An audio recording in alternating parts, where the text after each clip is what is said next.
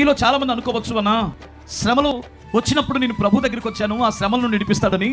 ఆ కాలంలో నాకు వచ్చిన కష్టాలు, కాస్త కూస్తో ఉన్న బలహీనతలు, అప్పులు, సమస్యల నుండి ప్రభు విడిపించిన మాట వాస్తవమే. ఇప్పుడు ప్రభు దగ్గరికి వస్తున్నాను, దేవుని సన్నిధికి వచ్చాను. దేవుడు గొప్పవాడని నేను నమ్మాను, ఇతరులకు కూడా చెబుతున్నాను. మరి ఇలాంటప్పుడు శ్రమలు వస్తే ఏం చేయాలో అర్థం కావట్లేదు, చెప్పుకోలేక చస్తున్నాను, లోపల కుమిలిపోతున్నాను, కృంగిపోతున్నాను అనుకునేటువంటి వారు లేకపోలేదు ఇక్కడ. ప్రియులారా, మీరు గమనించండి, పరిశుద్ధ గ్రంథం ఏం సెలవిస్తుందంటే చూడండి ఒకసారి. ఎఫెసీయులకు రాసిన పత్రిక 6వ అధ్యాయము 10వ వాక్యంలో ఒక మాట ఉంటుందండి. ఇక్కడ గమనిస్తే ఫస్ట్ ఏమన్నాడంటే, మనము అపవాది యొక్క తంత్రములను మనము ఎరగని వారము కాదు.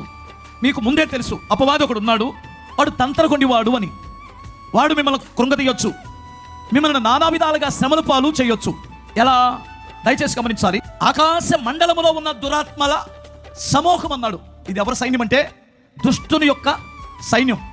ఇది పరోక్షంగా నిన్ను నానా విధాలుగా కృంగతీస్తుంది. కనుక దీనిని మీరు పసిగట్టకపోతే, మీరు దాన్ని ఎదిరించకపోతే, సరిగా దాన్ని అర్థం చేసుకొని మీరు దానికి ఎదురు తిరిగి పోరాడకపోతే మీరు చేతగాని వారవుతారు అంటాడు.